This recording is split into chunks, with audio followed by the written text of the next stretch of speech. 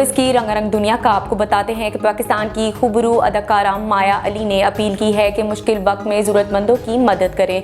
माया अली ने video sharing app Instagram पर मुफ्त आटा ना मिलने पर रोने वाले शहरी की वीडियो शेयर करते हुए मधुओं से अपील की है कि वो ज़्यादा एहतियात दें और ज़रूरतमंदों की मदद करें। अदाकारा ने सोशल मीडिया पर वायरल होने वाली वीडियो को शेयर करते हुए लिखा कि मैं अपील करती हूँ कि आप सब अपनी अतात के मुताबिक ज़रूरतमंदों की मदद करें।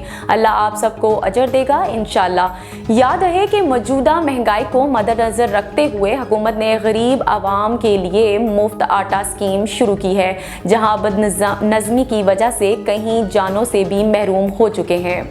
कई मशहूर लोक गीतों को ज़िंदगी देने वाले गज़ल और लोक के नामूर गुलकार शौकत अली को मधुओं से बिछड़े 2 साल बीत गए। दुनियाए मौसीकी का एक बड़ा नाम शौकत अली 3 मई 1947 को लाहौर में अंदरून भाटी गेट में पैदा हुए।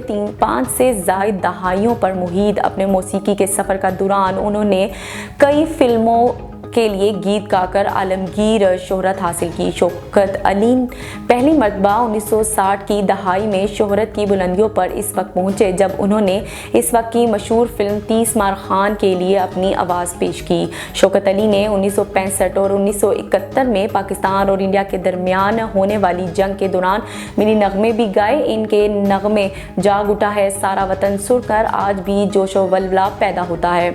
शौकत अली ने मौसीकी के तकरीबन तमाम इंसाफ में अपनी आवाज़ को कामयाबी से आजमाया। इनके गाए छल्ले को तो खासन पसंद किया गया। उन्होंने उर्दू में भी काफ़ी फिल्मों के लिए गाने और गज़लें वगैरह गाईं, लेकिन वो ज़्यादा मशहूर पंजाबी की सूफ़ी कलाम के लिए थे। मारूफ अदाकार और मेज़बान फैसल कुरैशी ने कहा है कि उन्होंने आमिर लियाकत के इंतकाल से 2 दिन कबल इनसे बात करने और इनको समझाने की कोशिश की मगर नाकाम रहे। रमज़ान ट्रांसमिशन के दौरान मरहूम आमिर लियाकत को याद करते हुए इंकशाफ किया कि इनके इंतकाल से सिर्फ 2 दिन कबल इनकी आमिर लियाकत से इंतहाई मायूस कुन बातचीत हुई थी।